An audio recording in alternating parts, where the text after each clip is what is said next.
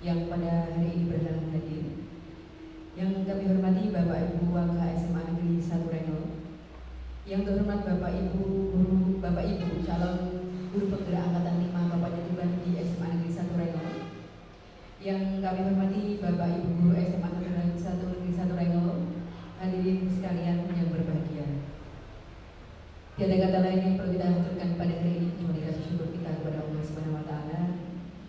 Karena atas limpahan rahmatnya hari ini kita masih diberikan kesempatan berkumpul bersama di Aula SMA Negeri 1 Rengel dalam keadaan sehat walafiat dalam acara aksi nyata guru berbagi budaya positif di lingkungan SMA Negeri 1 Rengel oleh calon guru penggerak angkatan 5 Kabupaten Tuban. Shalawat serta salam semoga tetap tercurahkan kepada baginda Rasulullah Shallallahu Alaihi Wasallam. Semoga kita semua termasuk umat beliau yang senantiasa mendapatkan syafaatnya. Amin amin ya rabbal alamin. Bapak Ibu dan hadirin sekalian, perkenankan saya di sini selaku pembawa acara untuk membacakan susunan acara kita pada hari ini. Acaranya pertama yakni pembukaan, dilanjutkan dengan doa. Setelah doa ada sambutan Bapak Kepala SMA Negeri 1 Rengel sekaligus pembukaan acara secara resmi dan dilanjutkan dengan acara inti yakni materi guru berbagi budaya positif. Setelah materi utama akan ada sesi tanya jawab. Kemudian setelah sesi tanya jawab akan ada umpan balik dan Bapak Ibu dan hadirin sekalian, untuk memulai acara kita pada pagi hari ini, marilah kita buka bersama dengan bacaan basmalah. Bismillahirrahmanirrahim. Hadirin sekalian, untuk mengawali acara dan agar acara kita hari ini berjalan dengan lancar, sukses tanpa halangan suatu apapun, marilah kita berdoa bersama-sama menundukkan kepala sejenak yang akan dipandu oleh Bapak Saiful Anam SPD. Kepada beliau disilakan. Assalamualaikum warahmatullahi wabarakatuh. Bismillahirrahmanirrahim.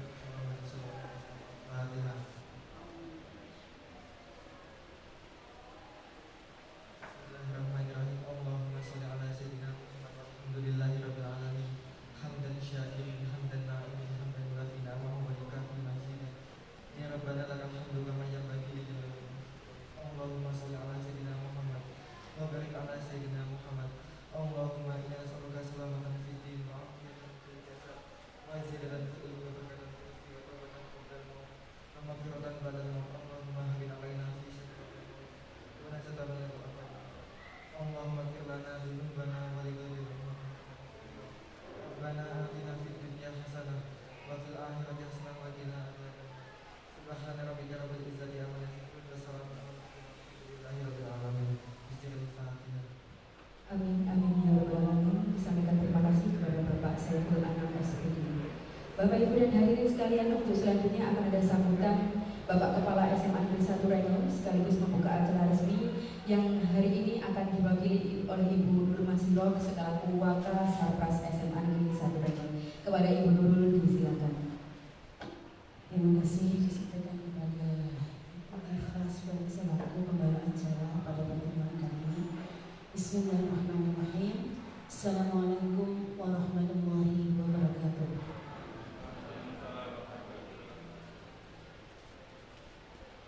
Bismillah, Rabbi shrah li sadri wa yassir li amri wahlul 'uqdatam min lisani yafqahu qawli. Amma ba'du.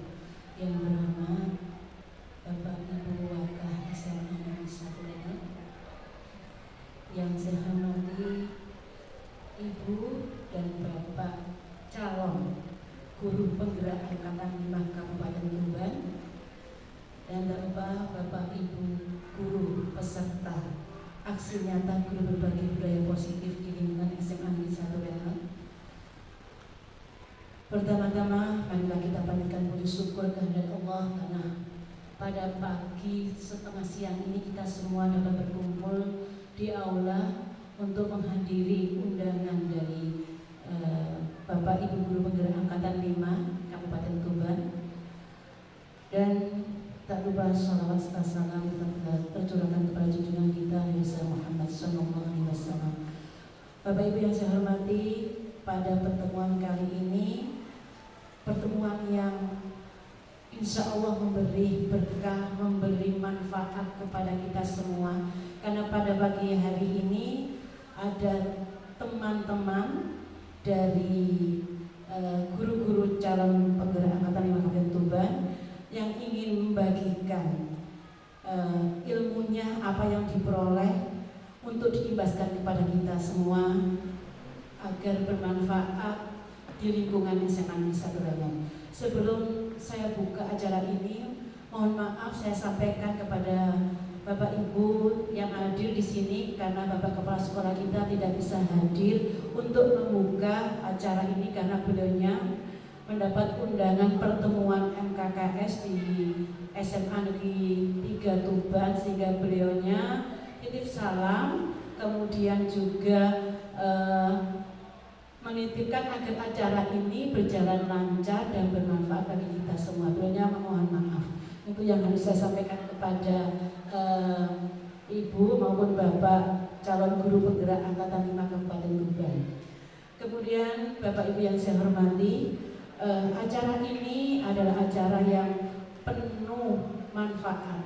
Kita bisa mendengarkan apa yang disampaikan oleh calon guru penggerak angkatan 5 Kabupaten Tuban ini, agar nantinya kita bisa memanfaatkan apa yang beliau dapatkan, sehingga kita walaupun nantinya belum ikut, ya saya juga termasuk yang belum ikut calon guru penggerak, tapi dari yang nanti disampaikan oleh Bapak Ibu guru ini, karena beliau ingin berbagi budaya positif, apa yang mereka peroleh atau yang Bapak Ibu peroleh untuk diimbaskan kepada kita semua. Begitu yang perlu saya sampaikan. Untuk itu, agar acara ini nanti bermanfaat, perlu kita nantinya dari Bapak Ibu semuanya mempunyai pengalaman dalam memberikan pengajaran kepada anak-anak, bisa kita sharingkan kepada teman-teman kita yang bisa atau yang sudah mendapatkan metode atau ilmu-ilmunya dari materi yang diberikan dalam kegiatan calon guru penggerak yang selama ini beliau lakukan dalam kegiatan yang sudah direncanakan. Untuk itu, semoga acara ini nanti memberikan manfaat yang banyak kepada kita dan kita imbaskan untuk kita semuanya. Kita laksanakan, kita lakukan untuk menghadapi anak-anak kita dalam kegiatan pembelajaran kita, karena kita sudah tahu bahwa anak-anak kita semakin tahu tantangan kita sebagai guru itu semakin besar. Nah, tantangan itu nanti dijawab dengan apa nanti yang bisa kita sharingkan di sini. Karena itu, semoga acara ini bermanfaat bagi kita semua, terutama untuk anak-anak kita, siswa-siswi SMA Negeri 1 Rengel. Tentu saya tidak usah panjang kata, saya secara resmi akan membuka acara ini. Aksi nyata guru berbagi budaya positif di lingkungan SMA Negeri 1 Rengel oleh Bapak Cipto Handoyono SIP, Bapak Husin Asegaf SPD, Ibu Siti Nisyatin SPD, Ibu Zeni Sofia SPD, dan Ibu Rizky Fitrianti PSPD, dengan resmi hari ini, hari Rabu tanggal 14 September 2022 secara resmi saya buka dengan ucapan Bismillahirrahmanirrahim. Terima kasih saya ucapkan atas perhatiannya. Wassalamualaikum warahmatullahi wabarakatuh. Ibu Guru Masiro atas sambutan yang telah diberikan. Bapak Ibu dan hadirin sekalian, untuk selanjutnya kita masuk kepada acara inti, yakni materi guru berbagi budaya positif di lingkungan SMA Negeri 1 Rengel. Adapun materi yang pertama, yakni perubahan paradigma belajar, yang akan disampaikan oleh Bapak Cipto Handoyono SIP. Untuk selanjutnya, kesempatan saya berikan kepada Bapak Cipto Handoyono. Terima kasih kepada Bu Iva selaku pembawa acara. Assalamualaikum warahmatullahi wabarakatuh. Yang saya hormati Kepala SMA Negeri 1 Rengel yang saat ini diwakili oleh Ibu Nurul Mursitoh selaku Wakasarpras, kemudian ibu-ibu, bapak-ibu warga yang saya hormati, kemudian yang saya hormati pula Bapak Ibu calon guru penggerak Angkatan 5 Kabupaten Tuban serta Bapak Ibu guru SMA Negeri 1 Rengel. Saya merasa bangga sekali berada di sini, berada dalam lingkungan di mana tempat pendidikan yang menjadikan diri saya bisa hebat di sini. Jadi kehebatan itu bukan dari saya, tetapi berkat Bapak Ibu semuanya. Tanpa Bapak Ibu semuanya, saya tidak pernah belajar kebaikan, saya tidak pernah belajar bagaimana menjadikan hidup ini lebih manfaat. Saya ucapkan terima kasih kepada seluruh Bapak Ibu atas saran, kritik, dan apapun yang telah diberikan kepada saya. Hari ini saya akan menyampaikan materi terkait aksi nyata berbagi budaya positif, yang ini merupakan program atau bagian yang dilakukan oleh calon guru penggerak. Jadi sebagai calon guru penggerak, proses pendidikannya, proses pendidikan harus melalui aksi nyata seperti ini agar memberikan imbas kepada seluruh pihak terkait. Dan hal ini tidak hanya dilakukan oleh sekarang saja, tetapi secara berkelanjutan harus terus-menerus memberikan imbas positif kepada lingkungan sekitar. Pengimbasan ini diharapkan nantinya secara keilmuan yang didapat kami dalam pendidikan guru penggerak juga dapat dilaksanakan, juga bisa dipakai sebagai referensi kepada Bapak Ibu semuanya di dalam menghadapi permasalahan-permasalahan atau menghadapi hal-hal baru yang ditemui di dalam proses pembelajaran maupun di dalam melakukan manajemen sekolah. Kami sebagai guru penggerak di sini memang belumlah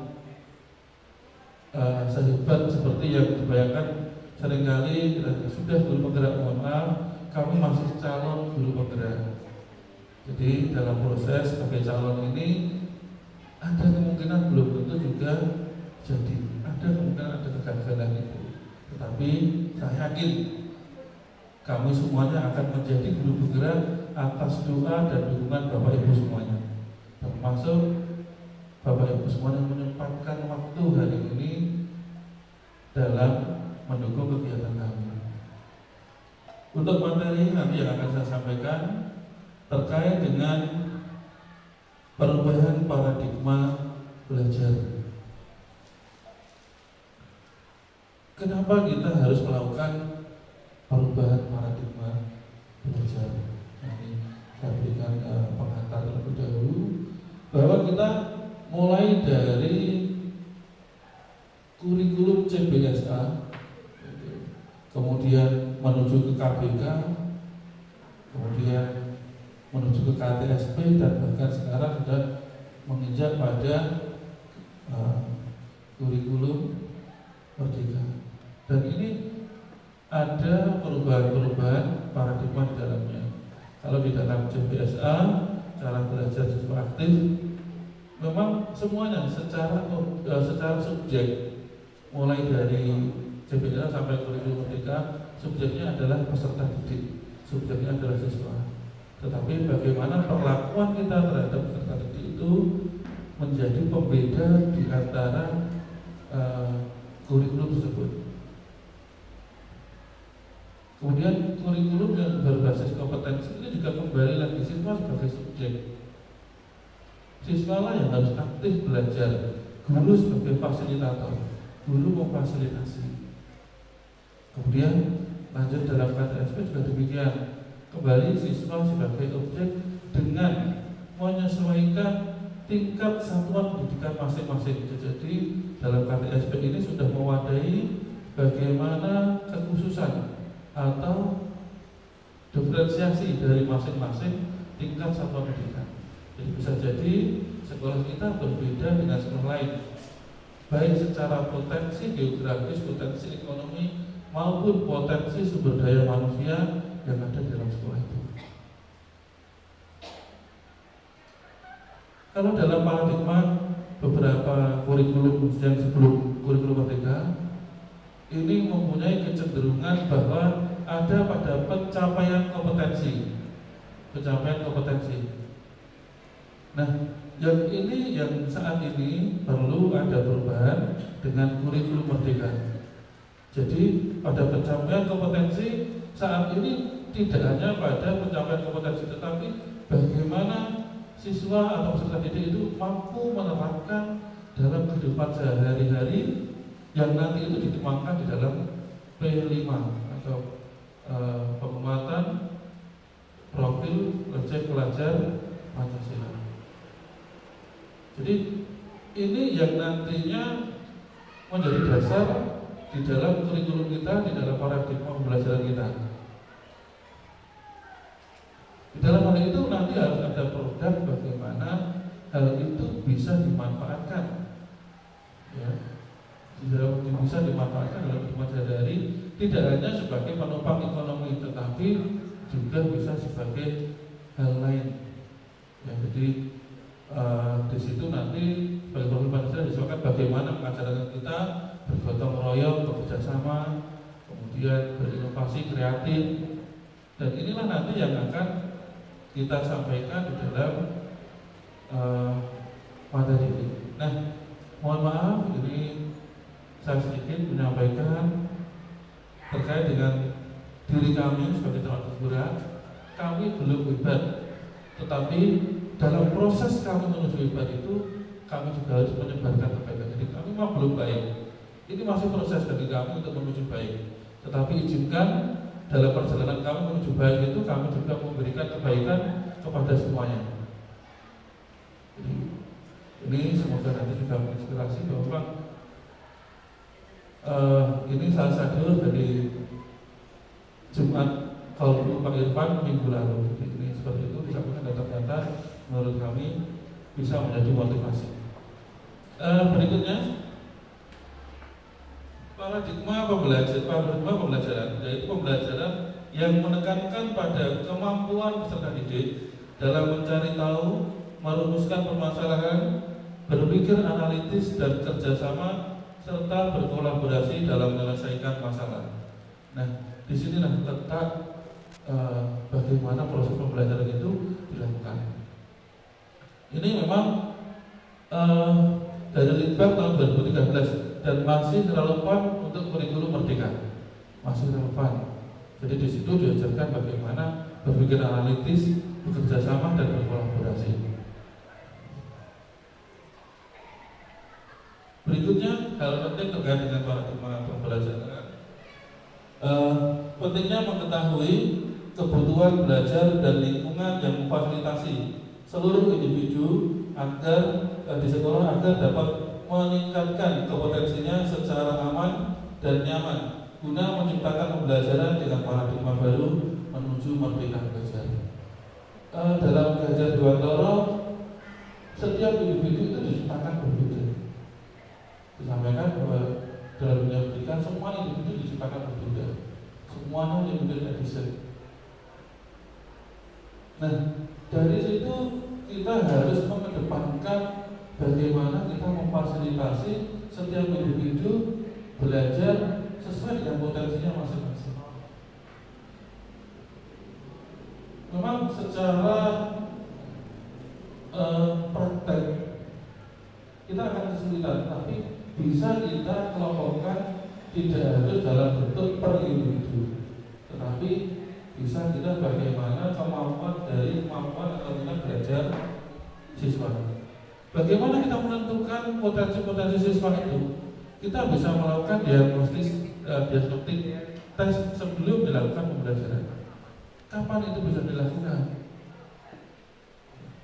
Kita bisa mendapatkan intake itu atau input itu dari rapor sebelum memasuki SMA. Kalau kita berjenjang SMA maka dari rapor SMP. Atau kita bisa juga melakukan tes tersendiri untuk melakukan diagnostis tes.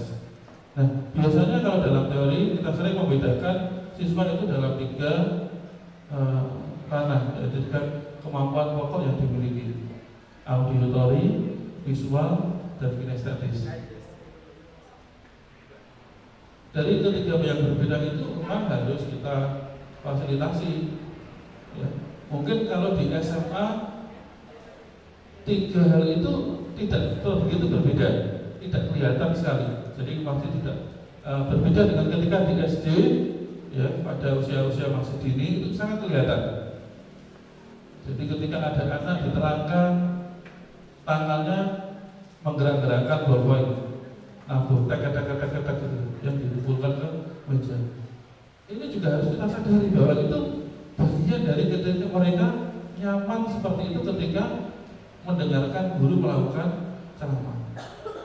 Memang sampai saat ini William dari ahli itu mengatakan bahwa metode ceramah itu paling efektif dilakukan di dalam proses pembelajaran. Memang paling efektif, tetapi yaitu yang tidak bisa ditinggalkan, ya, yang tidak bisa ditinggalkan metode ceramah. Tapi walaupun kita harus meminimalkan. Oke, yang berikutnya dari hal penting itu apa yang harus kita awali? Nah, kita harus mengawali perubahan itu. Yang pertama, kita harus memahami konsep pendidikan menurut Ki Hajar Dewantara dihubungkan dengan konsep budaya dan lingkungan positif di sekolah yang berpihak pada murid. Jadi dalam proses pembelajaran kita itu, ya, dalam menghadapi murid, kita harus sesuaikan dengan lingkungan kita. Di sekolah itu pasti ada budaya-budaya positif yang sudah ada. Jadi tidak harus keseluruhannya mentang-mentang jadi guru penggerak kemudian semuanya diubah, tidak seperti itu. Mana yang sudah baik tetap kita lanjutkan, mana nanti yang kurang kita perbaiki. Jadi istilahnya jangan sampai sekolah itu kehilangan jati dirinya. Jadi dalam proses ini kita dalam menyelesaikan masalah tetap mengacu pada lingkungan setempat. Jadi nanti materi berikutnya nanti akan bagaimana kita menyelesaikan masalah yang ada di siswa. Ya, nanti dengan tetap berpihak kepada murid. Guru hanya sebagai pengarah, bukan sebagai yang menyelesaikan masalah, tapi memotivasi atau mengarahkan agar anak itu mampu menyelesaikan permasalahannya sendiri.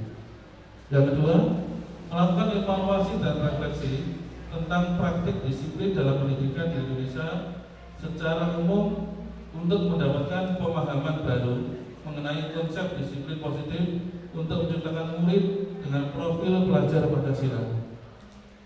Nah, ini harus kita awali dari mengevaluasi, mengecek dulu bagaimana keadaan kita, apa yang harus kita sesuaikan, ya, tanpa harus mengubah, hanya penyesuaian, mana yang kurang sesuai kita sesuaikan. Nah, pada langkah yang reflektif itu atau refleksi, di situ kita harus betul-betul mampu bercermin pada diri kita. Jangan sampai pada kondisi diri kita membayangkan seperti yang lainnya, dalam artian mana yang sesuai dengan sekolah kita itu yang kita lakukan. Dengan kita, oh di sana ada seperti ini, kita mengikuti saja. Tidak harus, kita sesuaikan dengan apa yang ada di dalam sekolah kita. Kemudian memahami peran sebagai guru untuk membangun budaya positif dengan menerapkan konsep disiplin positif dan berinteraksi dengan murid. Jadi di sini guru harus mulai membangun budaya positif. Kemudian nanti tidak boleh lepas, guru itu harus tetap berinteraksi dengan siswa tanpa harus menjaga jarak, tetapi tetap menjalankan perannya masing-masing. Tanpa harus menjaga jarak, tetapi tetap menjalankan perannya masing-masing. Tidak harus ada dikotomi, ini siswa, ini guru. Semua mempunyai hak dan kesempatan yang sama, tetapi tetap menjalankan perannya. Ketika pada posisi siswa, maka yang pada posisi siswa tetap menghargai guru, tetap sebagai kewajiban dari murid. Kemudian sebagai guru juga demikian, ya, pada posisi peran sebagai guru. Jadi nanti mengarahkan, memotivasi kepada peserta didik. Kemudian dari setelah kita mengawali perubahan tadi, hal apa yang harus kita lakukan? Nah, yang pertama yang harus dilakukan yaitu nanti terkait dengan disiplin positif dan nilai pendidikan universal, bahwa kita harus mempunyai pemikiran yang positif bahwa seluruh peserta didik itu mempunyai kemampuan yang baik. Kita tidak boleh menjudgment atau menghakimi bahwa siswa itu kurang baik, tetapi kita semuanya kita anggap bahwa semuanya itu baik. Ya, kita anggap baik itu. Nah, ketika nanti Pak, bagaimana kalau muncul permasalahan? Ya maka kita kumpulkan, kita ajak sharing bagaimana penyelesaian masalahnya. Sebisa mungkin guru itu bukan yang memberikan penyelesaian masalah, tetapi guru yang mengarahkan kepada siswa untuk mendapatkan penyelesaian masalah terhadap permasalahannya itu sendiri. Gitu. Kemudian yang berikutnya, teori motivasi, hukuman, dan penghargaan serta restitusi. Ini adalah cara-cara bagaimana kita menyelesaikan permasalahan yang dihadapi oleh peserta didik. Ada dengan cara memberikan motivasi, teori motivasi, mendorong, mendukung. Dan ini saya yakin sudah kita lakukan semuanya. Kemudian hukuman dan penghargaan, reward and punishment. Pak, katanya dalam guru penggerak tidak boleh ada reward and punishment. Nah, kenapa masih ada buku skor? Reward dan punishment memang sebisa mungkin, seminimal mungkin kita berikan kepada peserta didik. Bahwa motivasi belajar jangan karena kita pameri reward, jangan kita takut-takuti anak untuk belajar karena punishment atau hukuman. Tetapi munculkan motivasi belajar siswa itu dari dirinya sendiri. Misal kalau kita menyampaikan tujuan pembelajaran, kalau tujuan pembelajarannya itu menarik, tujuan pembelajarannya itu nantinya kita sampaikan ini akan bermanfaat dalam kehidupan sehari-hari, maka dari situ insya Allah siswa akan semangat untuk melakukan pembelajaran itu. Nah ini ya, jadi dalam sekolah itu sebagai pencatat, bukan berarti tidak digunakan, boleh, tapi itu sebagai pencatat. Ya karena kita juga perlu melakukan pencatatan itu. Ya, sama buku suara itu sama dengan raport sikap siswa, sama dengan raport afektif siswa. Dan berikutnya, keyakinan kelas. Kita harus mampu membangun dulu keyakinan kelas bahwa kita mampu melewati. Jadi kalau misalkan ada proses belajar, karena kita ini sudah mulai merdeka belajar, mau dengan hasil akhirnya produk atau P5 itu, maka setiap ada hal ya kita yakinkan pada peserta didik pada kelas bahwa mampu melewati itu. Kemudian nanti masih ada restitusi, yaitu cara-cara bagaimana menyelesaikan masalah dengan kita hanya sebagai pengarah. Nanti ada 5 posisi kontrol dan 3 restitusi. Nanti materi ini akan disampaikan oleh teman-teman. Untuk materi dari saya rasa cukup. Nanti kalau ada kurang jelas nanti akan diberikan kesempatan untuk bertanya, dan saya sebagai calon guru penggerak, saya sebagai guru di sini, dan saya juga sebagai orang yang belajar di lingkungan SMA Negeri 1 Rengel, mohon arahan dan bimbingannya. Ketika nanti ada kekurangan, saya mohon diarahkan. Ketika ada kesalahan, mohon nanti tetap diingatkan. Sekian dari saya, terima kasih. Wassalamualaikum warahmatullahi wabarakatuh.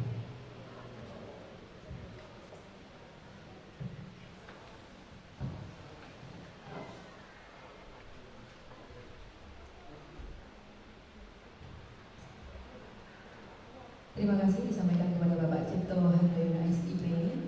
Bapak Ibu dan hadirin sekalian, demikian tadi materi yang pertama dengan judul perubahan paradigma belajar. Kemudian dilanjutkan materi yang kedua, yakni disiplin positif yang akan disampaikan oleh Bapak Husin Asgaf. Kepada Bapak Husin Asgaf, disilakan. Materi kedua tentang disiplin positif. Seringkali kita mendengar kata disiplin itu pasti kita berpikir tentang ketidaknyamanan, karena terbatas dengan waktu, kita harus misalnya berangkat pagi, mengerjakan tugas tepat waktu, pasti tidak nyaman bagi kita. Terus selain itu, kata lain dari disiplin yang berhubungan disiplin pasti ada tentang hukuman. Untuk kurikulum merdeka ini kita harapkan disiplin itu tidak selalu berhubungan dengan hukuman.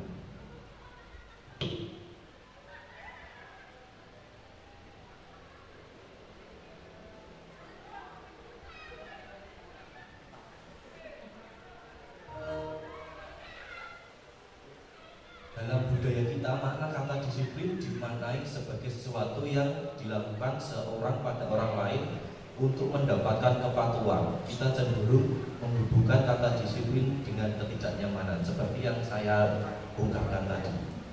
Untuk itu, sebisa mungkin dalam guru penggerak ini kita diberi materi baru tentang yang namanya teori kontrol. Untuk menggantikan teori yang dulu, yaitu seperti diungkapkan Pak Cik, stimulus respon. Jadi diupayakan untuk menyadarkan siswa, mengontrol siswa agar siswa itu bisa menyelesaikan sendiri masalahnya, bisa memahami sendiri apa kekurangannya, sehingga yang dilakukan itu semata-mata berasal dari kesadarannya sendiri. Karena kalau zaman dulu stimulus respon itu, slide kedua Miss, minta tolong.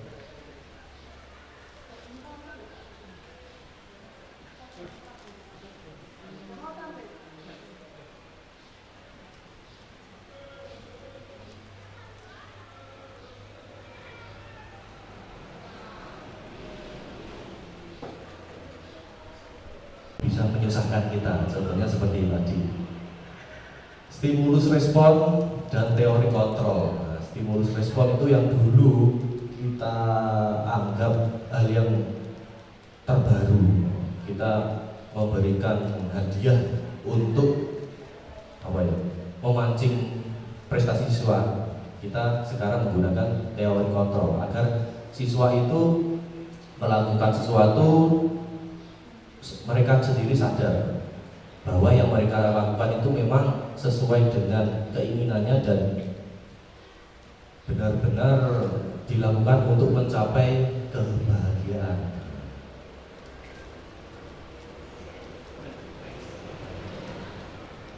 Dalam teori kontrol juga ada beberapa ilusi, ada 4. Nomor 1 ini ilusi guru mengontrol murid. Sebenarnya guru mengontrol murid itu ya seperti yang diungkapkan Pak Dr. William Blaser, itu hanya ilusi. Karena sebenarnya murid itu melakukan apa-apa sesuatu itu ya memang karena keinginan murid. Ketika pada saat murid melakukan sesuatu, pada saat maksudnya guru memberikan tugas kepada murid dan muridnya mau, ya kebetulan saja muridnya mau. Itu hanya ilusi. Nomor 2, ilusi bahwa semua penguatan positif, efektif, dan bermanfaat. Penguatan positif atau bujukan adalah bentuk-bentuk kontrol, usaha untuk mempengaruhi murid agar mengulangi suatu perilaku tertentu adalah usaha untuk mengontrol murid tersebut. Nah, di sini guru memberikan pujian, terus nasihat yang baik kepada murid ketika dengan maksud agar muridnya melakukan sesuatu, itu juga hanya ilusi. Karena jika suatu saat tidak ada pujian, tidak ada hadiah dari guru, muridnya juga bisa-bisa malas melakukan sesuatu. Ilusi nomor 3, ilusi bahwa kritik dan membuat orang merasa bersalah dapat menguatkan karakter. Menggunakan kritik dan rasa bersalah untuk mengontrol murid menuju pada identitas gagal. Mereka belajar untuk merasa buruk tentang diri mereka. Mereka mengembangkan dialog diri yang negatif. Kadang-kala sulit bagi guru untuk mengidentifikasi bahwa mereka sedang melakukan perilaku ini, Karena seringkali guru cukup menggunakan suara halus untuk menyampaikan pesan negatif. Nah, ilusi bahwa kalau kita merasa memelas kepada murid dan murid mengikuti pesan kita, itu juga sebenarnya muridnya yang ingin melakukan itu, bukan karena kita berhasil membuat murid merasa bersalah untuk menguatkan karakter. Nomor 4, ilusi bahwa orang dewasa memiliki hak untuk memaksa. Seringkali kita merasa sudah tua, sudah dewasa, murid menjadi objek untuk ayo nak kerjakan tugas ini, kalau tidak ini gitu. Nah, itu hanya ilusi juga, berhubungan dengan ilusi nomor 1 juga, ilusi mengontrol murid. Untuk membuat hal-hal tertentu, apapun yang dilakukan dapat diterima selama ada sebuah kemajuan berdasarkan sebuah pengukuran kinerja. Pada saat itu pula orang dewasa akan menyadari bahwa perilaku memaksa tidak akan efektif untuk waktu jangka panjang dan sebuah hubungan permusuhan akan terbentuk. Nah, ini tidak akan efektif untuk jangka waktu yang panjang. Maksudnya suatu saat ketika murid itu tidak menyadari bahwa dia melakukan sesuatu itu dari kebenaran yang dia dapatkan, suatu saat pasti akan hilang lagi. Misalnya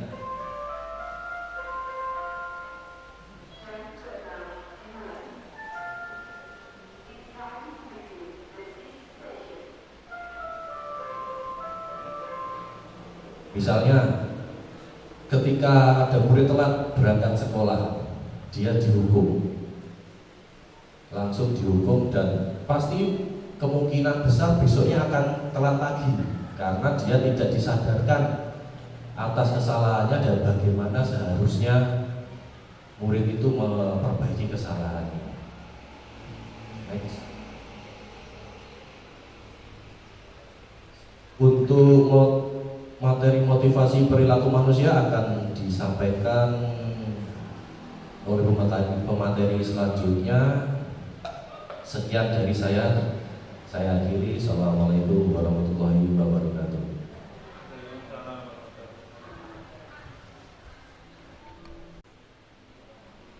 Terima kasih disampaikan kepada Bapak Husin Asgaf atas materinya yang berjudul disiplin positif.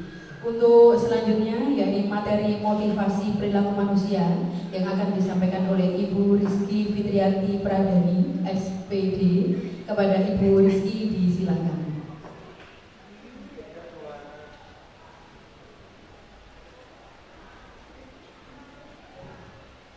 Baik, Assalamualaikum warahmatullahi wabarakatuh.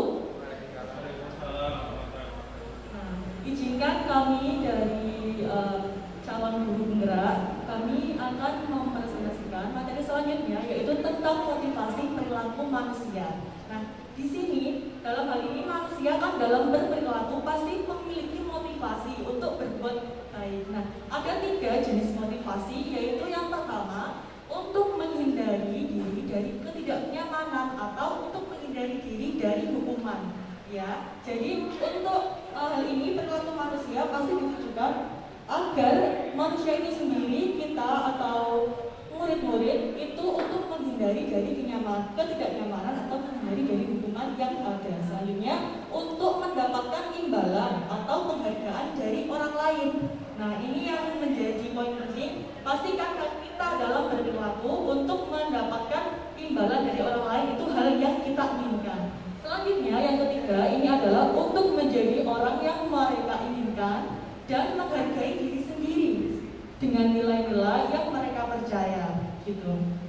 Jadi yang ketiga ini adalah untuk lebih menghargai diri sendiri, lebih menyayangi diri sendiri dengan adanya perilaku-perilaku yang akan mereka ingin lakukan.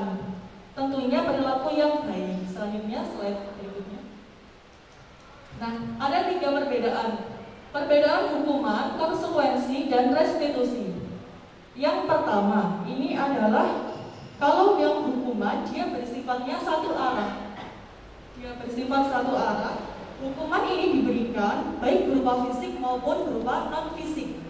Biasanya kan kita menganggapnya kalau hukuman itu yang fisik. Nah, padahal kalau yang hukuman berupa non fisik atau psikis itu jauh lebih menyakiti dari pihak si murid. Gitu. Selanjutnya yang kedua ini adalah konsekuensi. Konsekuensi beda dengan hukuman. Kalau yang hukuman itu yang tadi kita bicarakan. Selanjutnya kalau yang konsekuensi itu yang sudah terencana atau sudah disepakati antara guru dan murid. Nah, pada konsekuensi ini murid tetap dibuat tidak nyaman untuk jangka waktu yang pendek saja. Selanjutnya yang ketiga adalah restitusi. Restitusi itu tentang sebuah pendekatan untuk menciptakan suatu disiplin yang positif.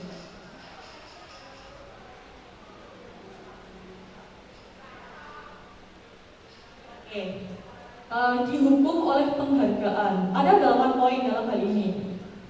Penghargaan itu bisa berpotensi dalam pengaruh jangka pendek dan juga jangka yang panjang. Nah, penghargaan ini juga menjadi tidak efektif. Dia menjadi merusak hukuman. Penghargaan mengurangi ketepatan.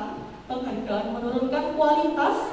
Akhirnya penghargaan juga mematikan kreativitas.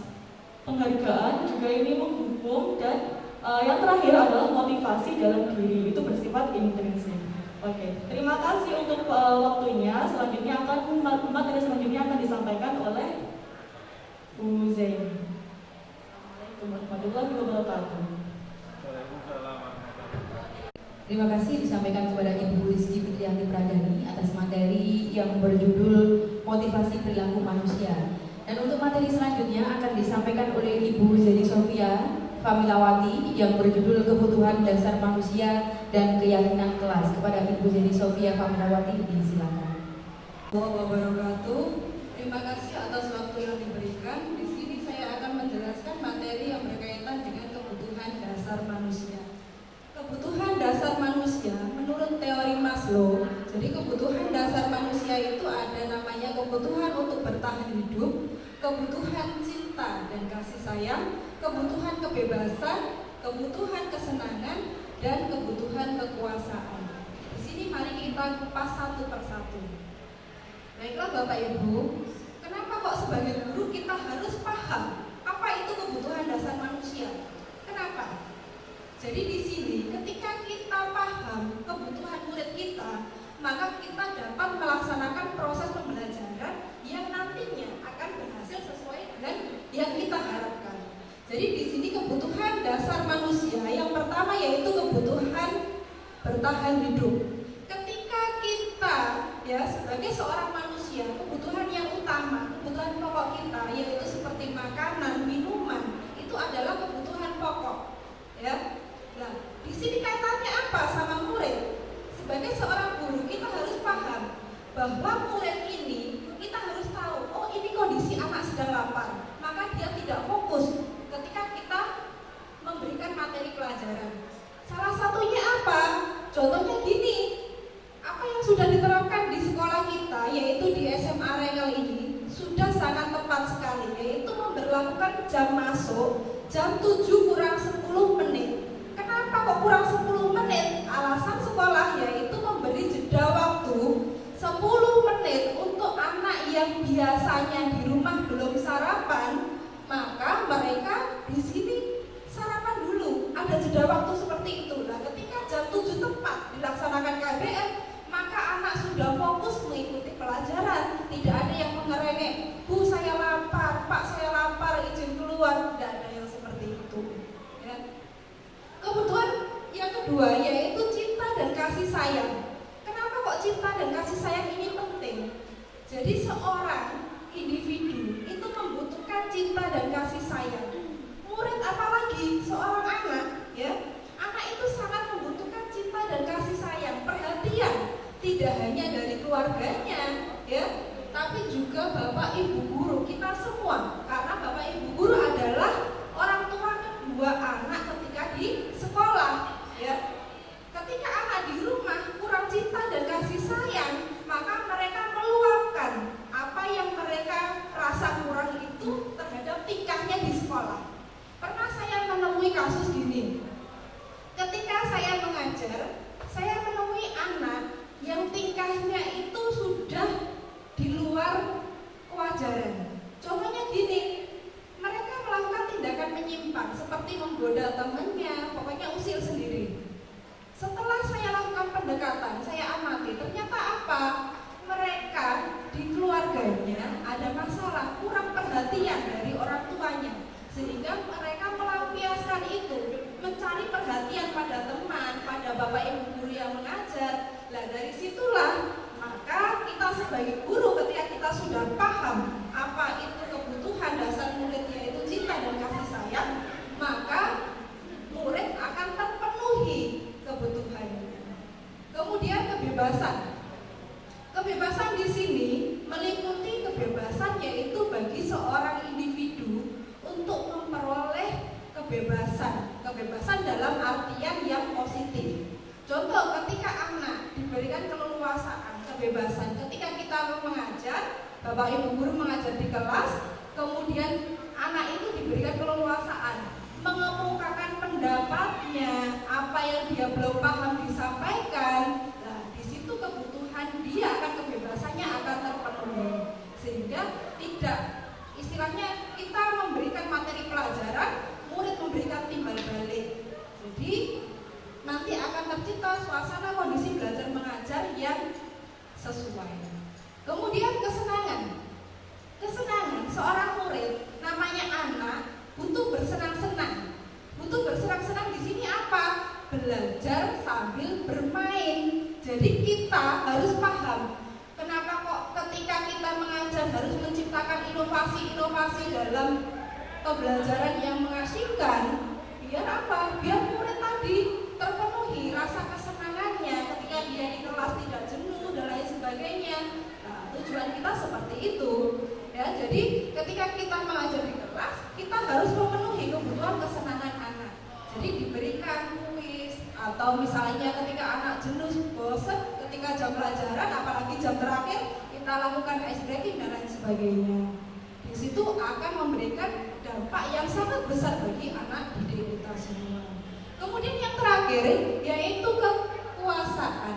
Di sini ya, kekuasaan di sini konsepnya bahwa anak itu kan pengen diakui, oh saya ini ada di kelas ini dan saya butuh mendapatkan apresiasi dari bapak ibu guru. Jadi ketika anak itu aktif mengikuti pelajaran, kemudian kita coba pancing, namanya kita panggil untuk memaparkan materi dan lain sebagainya, dan di situ akan menimbulkan rasa terpenuhi kekuasaan.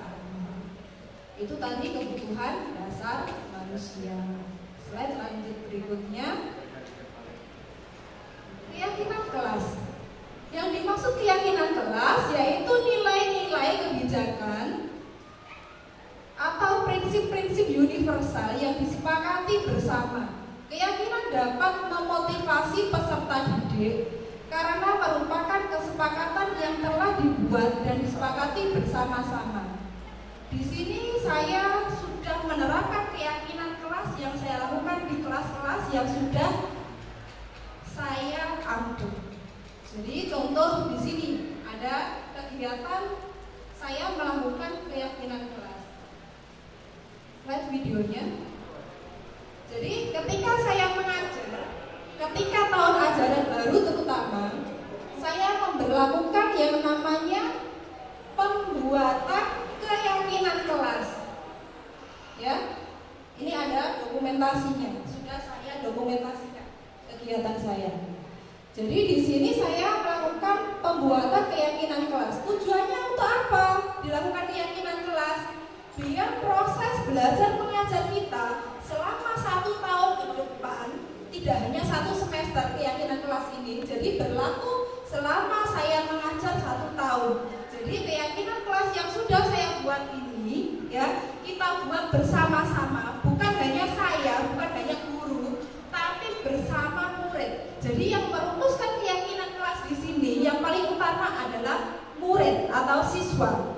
Kenapa? Karena seorang siswa jika dia sudah merasa ikut membuat keyakinan kelas bersama dengan rekan-rekannya, temannya sekelas, maka ketika dia melanggar, dia akan sadar saya buat sendiri, kok saya langgar sendiri, kan tidak etis seperti itu. Jadi muncul kesadaran dari dalam dirinya sendiri pada anak itu.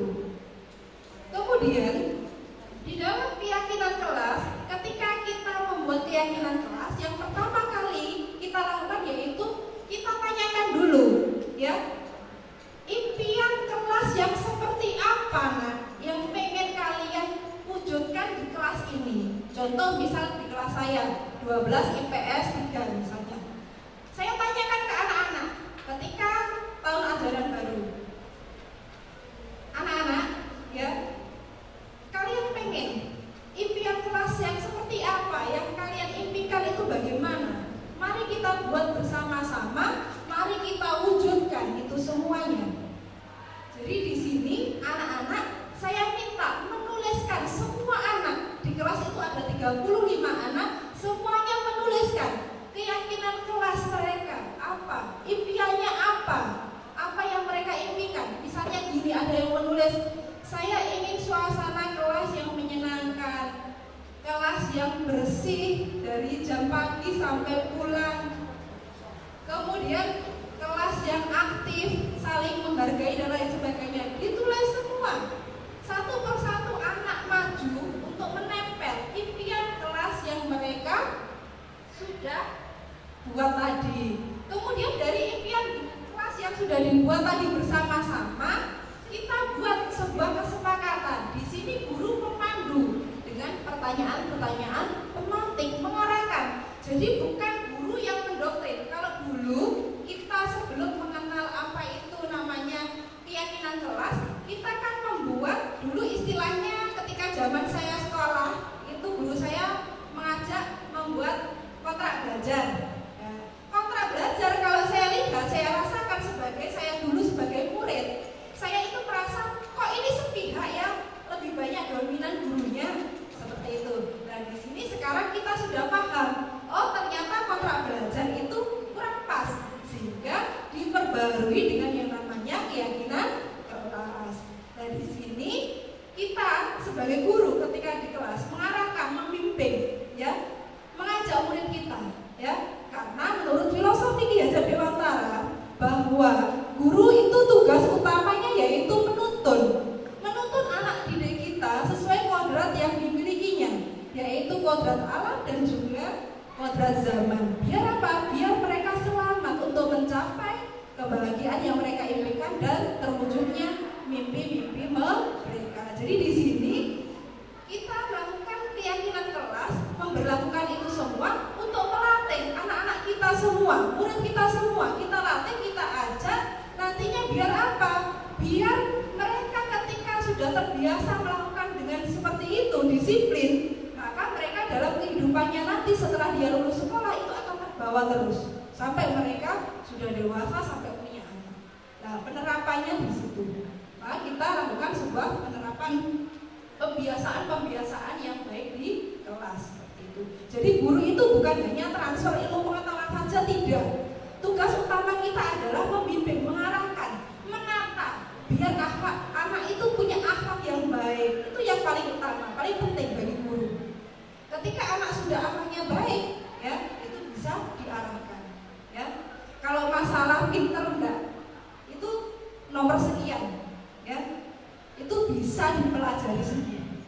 Ya. Jadi di sini kita sebagai guru mengarahkan bagaimana dengan membiasakan namanya budaya positif, yaitu berupa keyakinan kelas yang dibentuk bersama-sama, kemudian dipatuhi bersama, ya, itu nantinya akan dibiasakan dalam kehidupan sehari-hari dan harapan kita berlanjut sampai nanti dia dibawa untuk bekal hidup anak itu.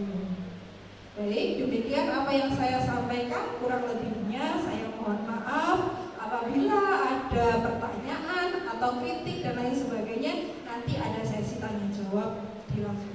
Ya. Demikian yang saya sampaikan. Sekian, wassalamualaikum warahmatullahi wabarakatuh. Materi selanjutnya akan disampaikan oleh Bu Siti Lisyati. Terima kasih disampaikan kepada Ibu Zili Sofia. Bapak Ibu dan hadirin sekalian, masih ada satu materi lagi, yakni materi terakhir yang akan disampaikan oleh Ibu Siti Sidisiatin yang berjudul restitusi atau posisi kontrol dan segitiga restitusi. Kepada Ibu Sidisiatin disilakan.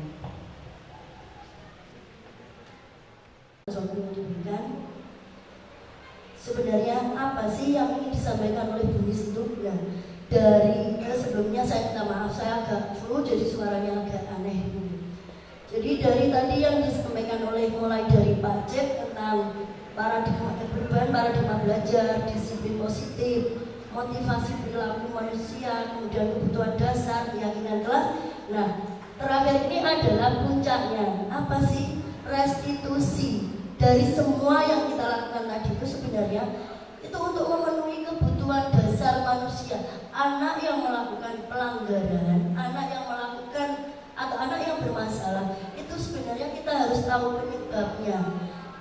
Dia bermasalah karena dia mungkin ada kebutuhan dasarnya yang tidak terpenuhi, seperti itu. Untuk kebutuhan dasar tadi sudah disampaikan oleh Bu Yeni Sofia, maka saya akan langsung ke restitusi. Sebenarnya restitusi ini tidak hanya diberlakukan di sekolah ya, di semua lini, bahkan di pengadilan pun ada istilah restitusi, di perpajakan pun ada istilah restitusi. Di sekolah juga kita memberlakukan istilah restitusi. Restitusi sendiri itu apa? Restitusi adalah proses menciptakan kondisi bagi murid untuk memperbaiki kesalahan mereka sehingga mereka bisa kembali ke kelompok mereka dengan karakter yang lebih kuat. Itu menurut Diony Goosen. Next, Pak Dosen. Restitusi dalam kehidupan sehari-hari ini kita akan menerapkannya dalam penerapan disiplin positif dengan 5 posisi kontrol.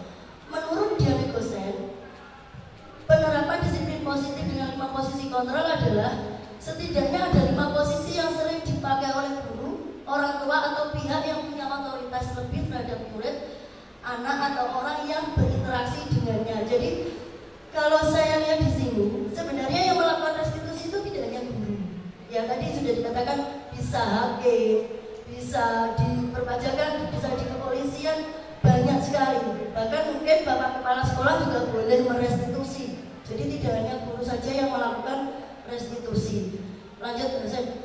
Adapun posisi kontrol yang pertama adalah guru itu sebagai punisher atau penghukum. Di sini guru itu pada posisi ini guru itu dia itu berkata dengan cara menghardik. Di situ ada kata menghardik, menunjuk-nunjuk, menyindir dan menyakiti. Itu adalah posisi guru yang sebagai punisher. Hei, kenapa kamu terlambat? Terlambat sekali berkali-kali. Nah, itu adalah tipe-tipe punisher, tipe-tipe guru yang menghukum. Dan apa yang terjadi dengan siswa? Siswa itu akan menjadi benci, bahkan mungkin bisa dendam ke gurunya. Jadi mungkin nanti ketika suatu saat dia sudah lulus sekolah, dia akan mengingat bahwa Pak Adi itu dulu yang menghukum saya dibentak-bentak.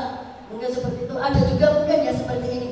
Ketika jadi guru ada tulisan muridnya yang jelek, tulisan kok jelek, langsung dibuang tanpa tahu penyebabnya, seperti itu.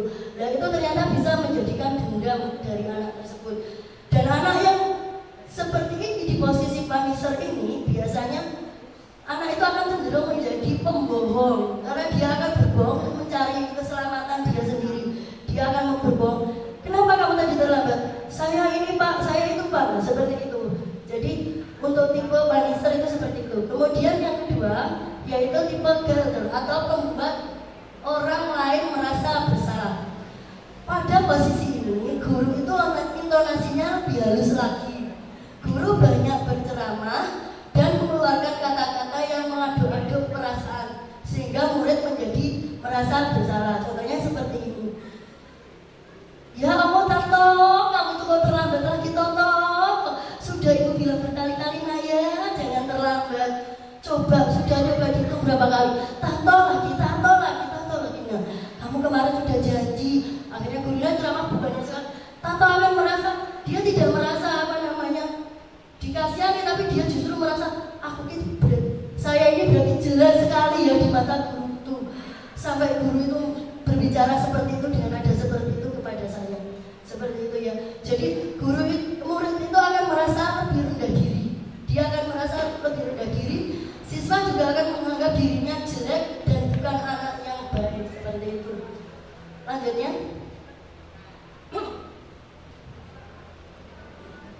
posisi ketiga adalah buddy atau teman. Guru di posisi ini mengambil posisi sebagai orang dekat dengan anak. Ia menjalin hubungan pertemanan dengan humor dalam mempengaruhi siswa. Contohnya mungkin seperti, "Hey bro, kenapa terlambat bro?" Seperti itu mungkin. Kan kemarin kamu sudah terlambat bro, kenapa sekarang terlambat lagi bro?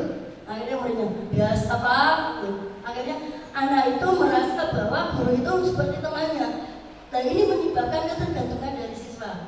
Siswa itu akan suatu saat ketika kelas 10 dia diajar oleh Pak Adi, guru fisika yang sabar seperti itu, dia tidak dihukum tapi dia ya sudah lain kali jangan mengulangi kesalahan lagi ya. Pokoknya besok lagi jangan terlambat. Nah, ketika kelas 11 ternyata sudah ganti guru, diajar oleh Pak Huda misalnya guru fisika yang lainnya. Ternyata Pak Huda tidak seperti Pak Adi. Akhirnya ketika ketemu dengan Pak Huda, si siswa ini akan berkata, "Pak, kenapa tidak seperti Pak Adi? Dengan itu kenapa seperti itu?" Nah, itu akhirnya menyebabkan ketergantungan dari siswa. Dia akan minta diperhatikan atau diperlakukan sama. Lanjutnya, yang keempat adalah posisi monitor. Monitor atau pemantau. Sebelumnya guru dan siswa sudah membuat keyakinan kelas tadi yang sudah dibuat oleh Bu Yeni itu ya. Jadi kelas itu sudah ada keyakinannya. Jadi nanti kalau ada pelanggaran, guru itu tinggal menunjukkan ini loh keyakinan kelas kita seperti ini. Pada posisi ini, jika siswa tidak disiplin, guru lebih santai, ia tidak mengerti, berkata dengan intonasi datar saja. Guru mengingatkan peraturan kelas yang telah disepakati.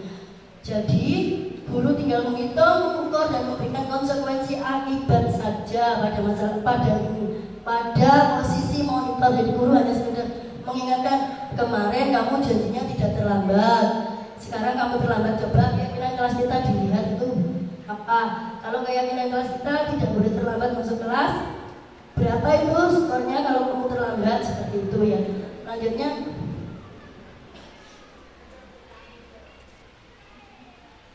posisi kelima adalah posisi manajer.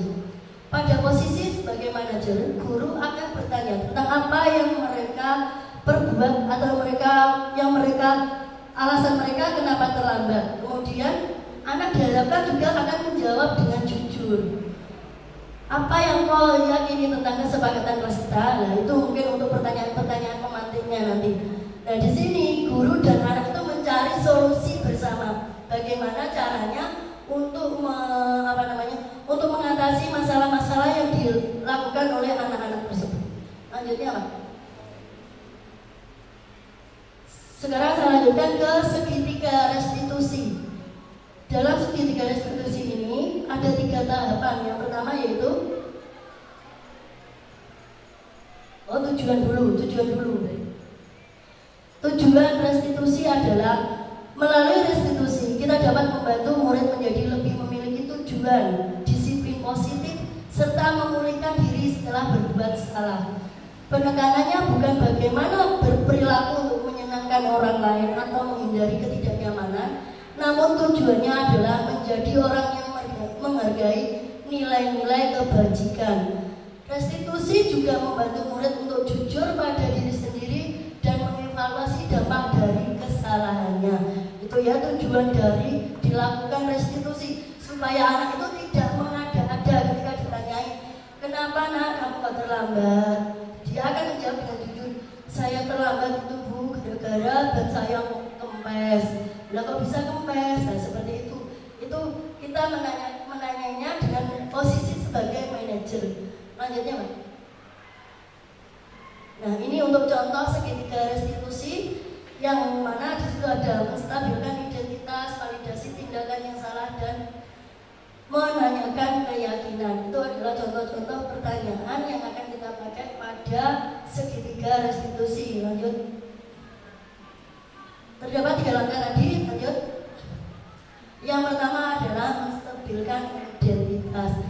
Jika anak berbuat salah, maka ada kebutuhan dasar mereka yang tidak terpenuhi. Itu sudah jelas sekali, dan hukum alam akan menyatakan Entah itu kebutuhan akan cinta kasih, kebutuhan bertahan hidup, kebutuhan kekuasaan, jelas ada kebutuhan mereka yang tidak terpenuhi itu. Nah, bagaimana cara menstabilkan identitas? Misalnya seperti ini.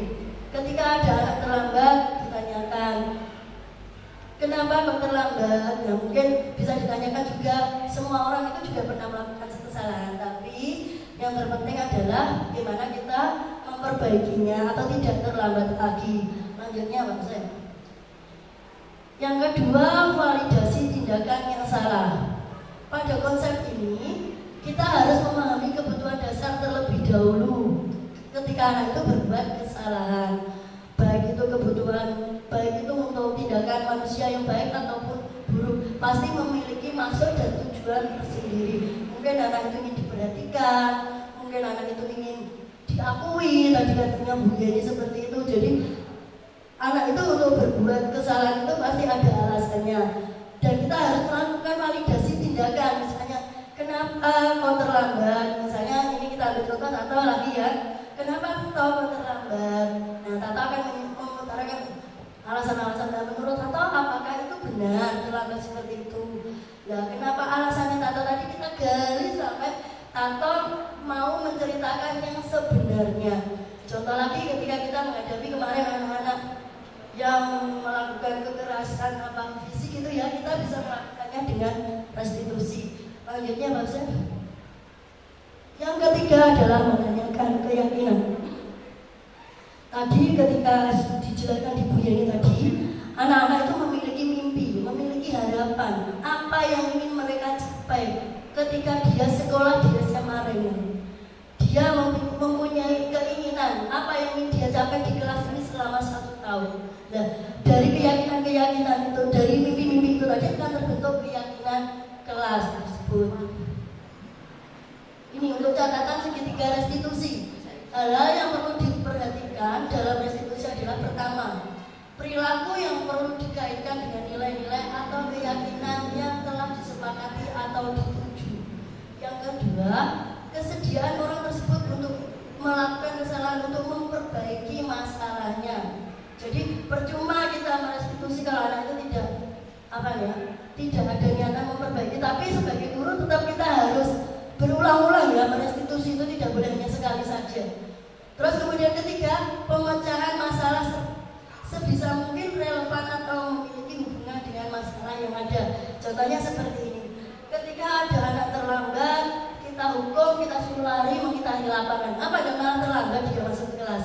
Itu ya, berarti tidak relevan selama ini. Misalnya ketika ada anak terlambat, kita restitusi saja, setelah itu kita berikan dia tanggung jawab moral ke dia untuk masuk ke kelas seperti itu. Jadi anak tidak mengerjakan PR, kita suruh misalnya ngepel kelas, itu tidak relevan sekali. Lanjutnya. Nah, ini terima kasih untuk pemaparan kami dari Guru Penggerak. Ini kami akan menayangkan video-video contoh restitusi yang dilakukan oleh Bapak Ibu Guru Penggerak. Ini oleh Pak Husen.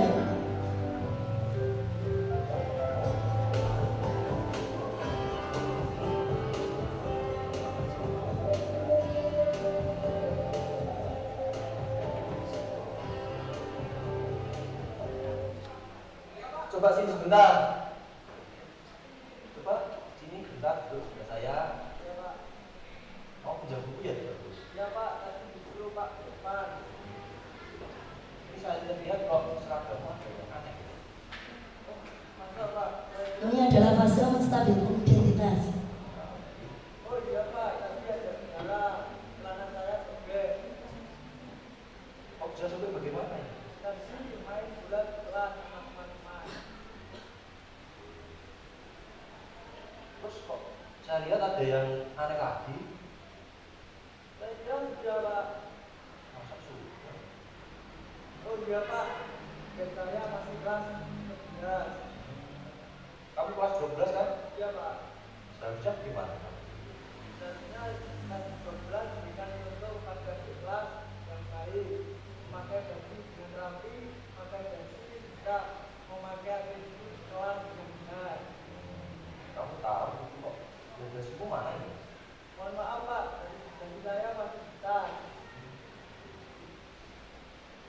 ini ya. Semua siswa itu kan bermanusia.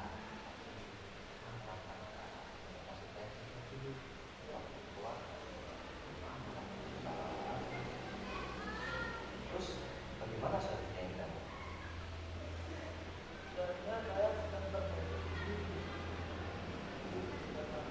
Terus bedanya Ini Pak Wisyan sedang melakukan fase yang kedua, yaitu validasi tindakan yang salah. bisa berarti. Mengapa kok harus besok-besok? Kemarin-kemarin bagaimana? Ya Pak, karena yang saya pulang sekolah saya hanya pergi ke lapangan main sepak bola. Terus malam harinya saya bergerak lalu istirahat. Nanti besok bisa berubah warna menjadi hijau ini. Ya Pak, bisa. Terus untuk dasi, Terus nanti mungkin saya bisa Pak, karena saya biasanya sering rokok.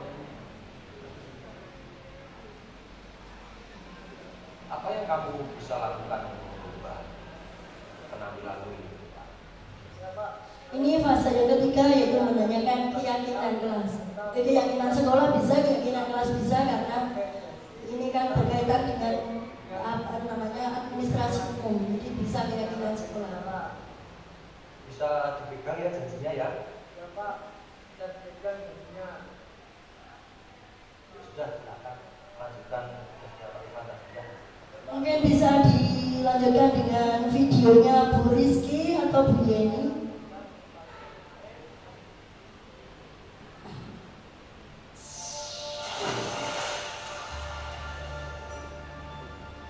Ini video dari Bu Rizky yang melakukan restitusi. Loh, ada apa ini? Ayo, ikut ibu ke ruang guru sekarang. Yuk. Selamat pagi, Dimas dan Izin. Tadi kulihat kalian akan mau berkelahi. Memang ada masalah apa?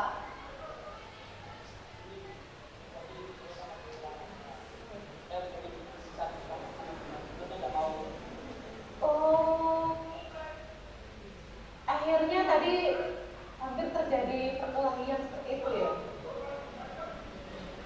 Ibu mau tanya, kenapa alasan Dimas melawan? Melawan dari Mas?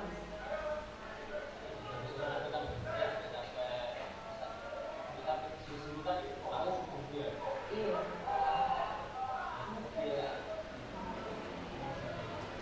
Dari tadi Muslim menyuruh Dimas tidak mau, akhirnya sama-sama emosi ya. Nah, ibu paham kalau misalkan ibu menjadi seperti kalian, pasti ibu juga sama ya. Kalau ibu jadi Muslim, ibu pasti juga capek dan ingin menyuruh Dimas untuk memberikan. Begitu pula dengan Dimas. Nah, ibu paham. Kemudian sebenarnya kalau ibu ingin tahu ya, kalian misalkan membayarkan itu ya, kalau misalnya jadi pelajar yang baik itu seperti apa? Benar tidak kalau seperti yang kalian lakukan tadi?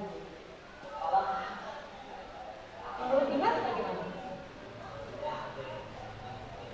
Nah, bagaimana seorang pelajar itu untuk menangani masalah seperti ini?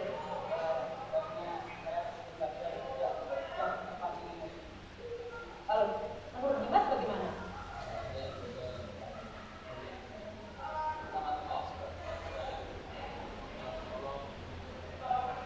Berarti kalian sama-sama mengerti ya bahwa tadi itu bukan mencerminkan sebagai seorang pelajar yang baik.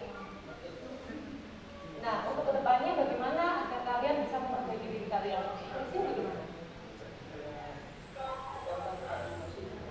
Lalu Dimas?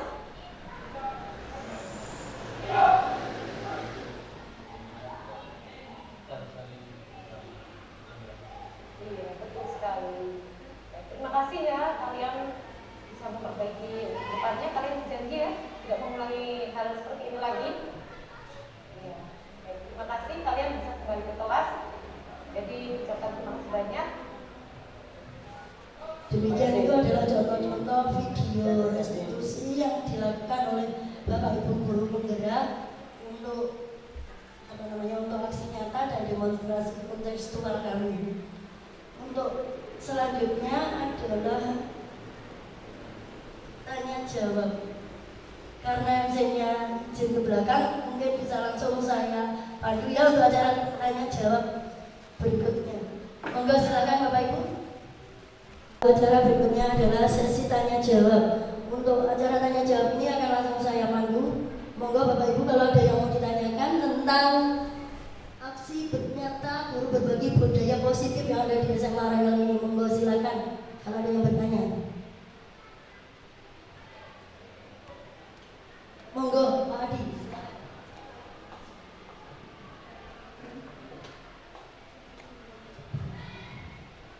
Baik, assalamualaikum warahmatullahi wabarakatuh. Terima kasih atas waktu yang sudah diberikan.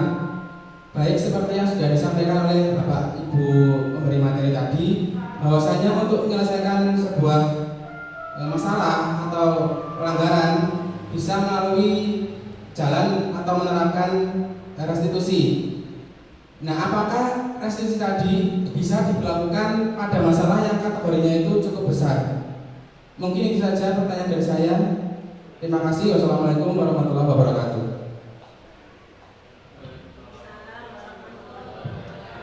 Terima kasih Mas Pak Adi, karena ini kebetulan juga tadi saya yang memberikan materi, mungkin nanti Bapak Ibu yang lain akan menambahkan. Tadi pertanyaan dari Pak Adi adalah apakah pada restitusi itu bisa diberlakukan untuk masalah-masalah yang besar. Sepengetahuan kami, restitusi itu adalah solusi, cara bagaimana kita mencari solusi bersama. Jadi mau masalah itu kecil atau besar tetap bisa diberlakukan dengan cara direstitusi. Tapi hanya bedanya gini, mungkin kalau restitusi itu hanya tingkatannya misalnya siswa tidak mengerjakan tugas, itu cukup antara guru dengan siswa saja. Kalau tingkatannya lebih besar lagi, misalnya kenakalan siswa, ada penganiayaan, itu misalnya itu bisa melibatkan wali kelas, bapak kepala sekolah seperti itu. Jadi untuk tingkatan-tingkatan kita melakukan restitusi itu nanti kita akan menggunakan tahapan-tahapan yang lebih luas lagi. Saya kemarin juga pernah melihat ada menggunakan restitusi untuk mengetahui tentang tindakan kriminal siswa itu menghamili temannya seperti itu. Nah, apa yang dilakukan? Nah, restitusinya tidak hanya sekupnya di dalam sekolah saja, tapi kita meminta bantuan dari psikolog, dari puskesmas seperti itu. Jadi ada banyak pihak yang kita libatkan untuk restitusi tersebut supaya bisa mencarikan solusi yang terbaik untuk si anak ini. Begitu Pak Adi. Mungkin ada yang ditanyakan lagi? Dan mungkin dari teman-teman yang mau menambahkan? Tidak ada? Monggo kalau ada yang bertanya lagi, monggo berita. Terima kasih untuk kesempatan yang telah diberikan. Sebelumnya, Assalamualaikum warahmatullahi wabarakatuh. Ini masih berhubungan dengan restitusi.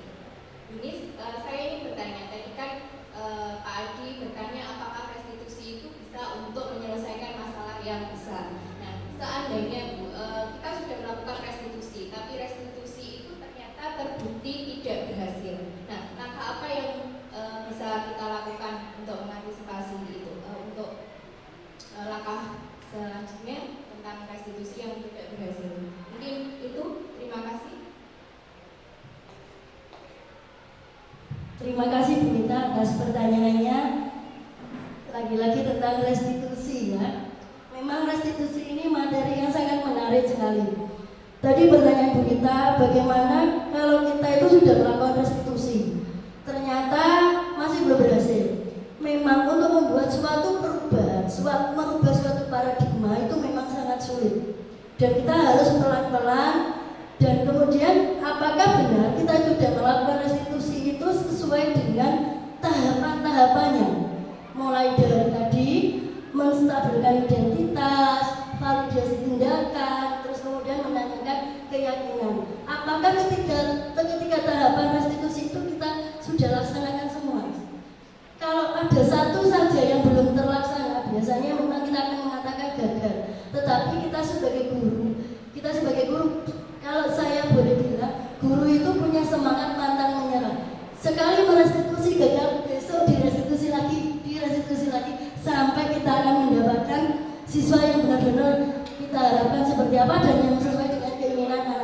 seperti itu Bu Nita. Mungkin ada yang mau diperjelas lagi? Terima kasih. Monggo untuk Bapak Ibu yang lain. Bu Nila dulu ya, monggo Bu Nila.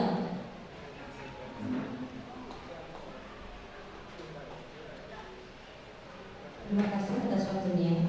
Assalamualaikum warahmatullahi wabarakatuh. Dari materi yang disampaikan oleh Bapak Ibu tadi, saya mempunyai pertanyaan. Apakah perbedaan antara kontrak belajar, kesepakatan kelas, dan keyakinan kelas?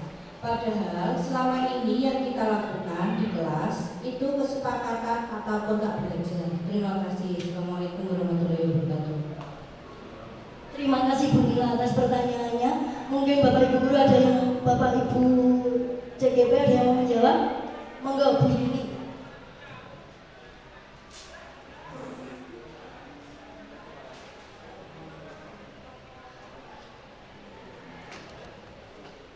Saya akan menjawab pertanyaan dari Bu Nila bahwa perbedaan antara kontrak belajar, kesepakatan kelas, sama keyakinan kelas. Kalau kita dulu cenderung membuat sebuah kontrak belajar, sama namanya istilahnya apa? Kesepakatan kelas.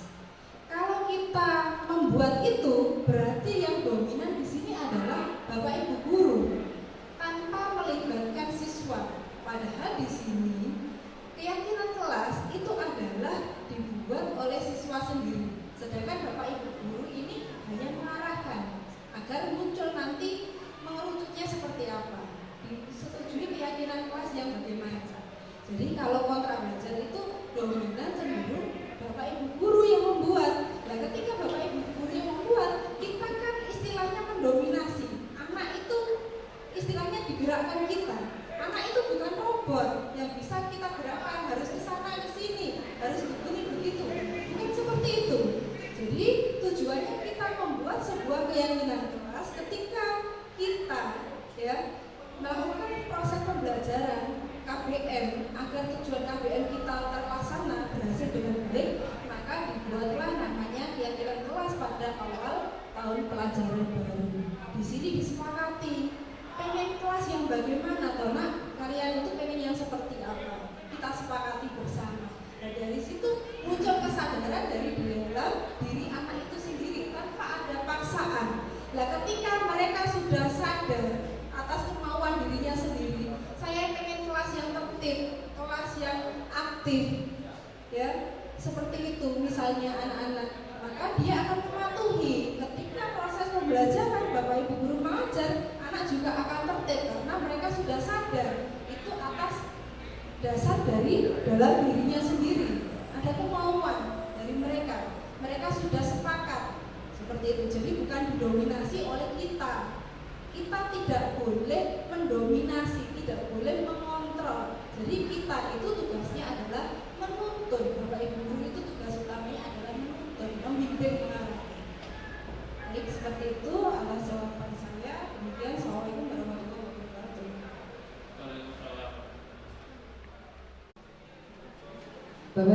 Baik Bapak Ibu sekalian, untuk selanjutnya yakni sesi tanya jawab. Mungkin akan ada beberapa pertanyaan nanti yang akan ditujukan kepada Bapak dan Ibu calon guru penggerak angkatan 5 Kabupaten Tuban di SMA 1 Rengel. Untuk yang ingin bertanya, monggo. Terima kasih atas waktunya. Assalamualaikum warahmatullahi wabarakatuh. Tadi seperti yang sudah dipaparkan, akan ada beberapa sisi kontrol yang kita terapkan ketika kita di kelas. Dari beberapa sisi kontrol itu tadi, mana kira-kira yang paling tepat yang akan kita terapkan di kelas sebagai guru? Terima kasih. Assalamualaikum warahmatullahi wabarakatuh.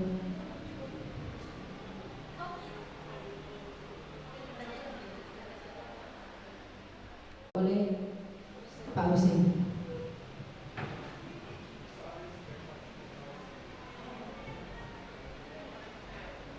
Terima kasih Bu Ida, pertanyaan yang sangat bagus.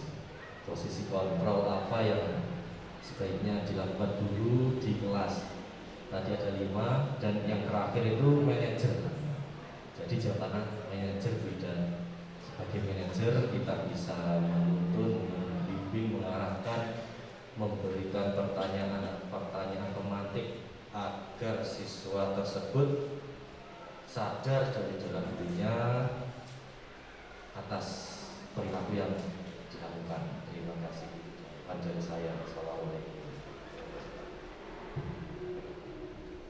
Untuk selanjutnya pertanyaan yang lain dari Bapak Ibu peserta aksi nyata di SMA 1 Rengel.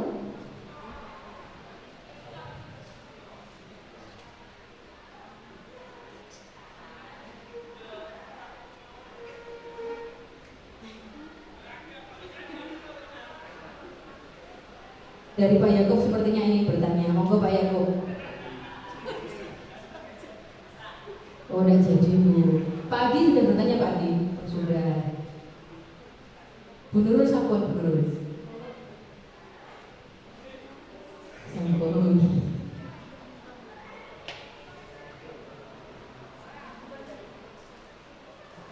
Baik Bapak Ibu dan hadirin sekalian, tadi sudah dipaparkan materi oleh calon guru penggerak Angkatan 5 Kabupaten Tuban.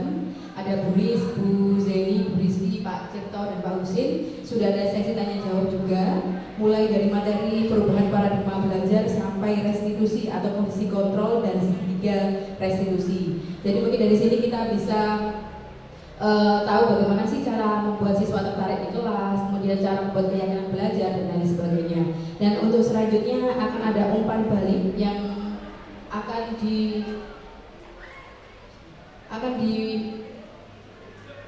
akan disampaikan oleh Bu Fitri.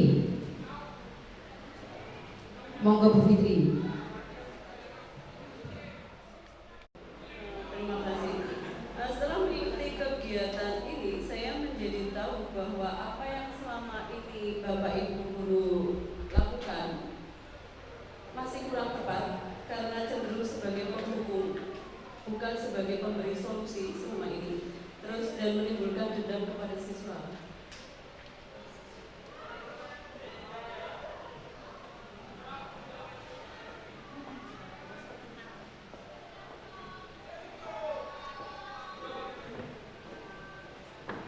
Baik, demikian tadi umpan balik dari Bu Fitri, mulai dari rangkuman materi dari perubahan paradigma belajar sampai restitusi. Mungkin di sini ada Bapak Ibu yang ingin menambahkan umpan balik lagi kepada calon guru penggerak Angkatan 5 di SMA 1 Rengel.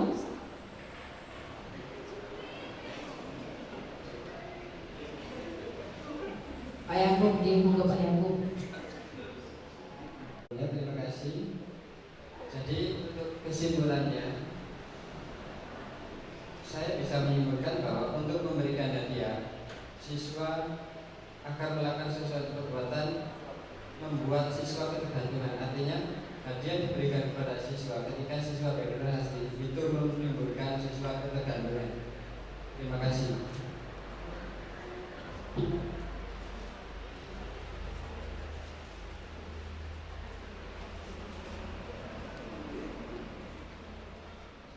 Hadirin sekalian, demikian tadi serangkaian acara aksi nyata guru berbagi budaya positif di lingkungan SMA Negeri 1 Rengel oleh calon guru penggerak Angkatan 5 Kabupaten Tuban. Saya selaku pembawa acara mohon maaf apabila ada kesalahan. Semoga acara hari ini memberikan manfaat kepada kita, terutama ketika kita mengimplementasikannya dalam pembelajaran di kelas. Terima kasih. Assalamualaikum warahmatullahi wabarakatuh.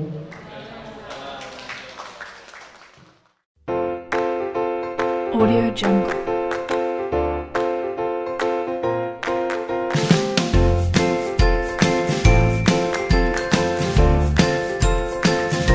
Audio Jungle.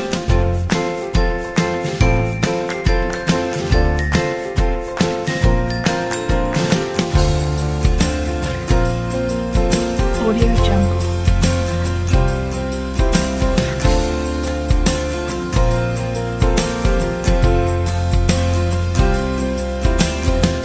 Audio Jungle.